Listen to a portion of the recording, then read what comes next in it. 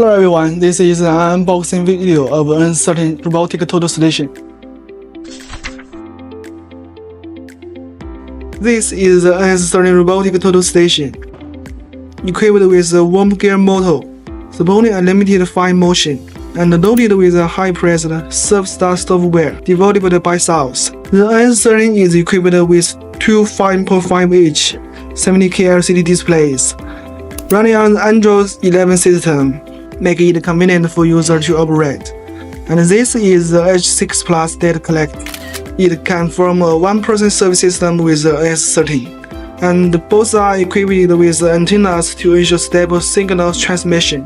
The box also includes two 5400 mAh lithium batteries, which can be replaced with an internal power source as needed, commonly used in monitoring projects to extend the device usage time.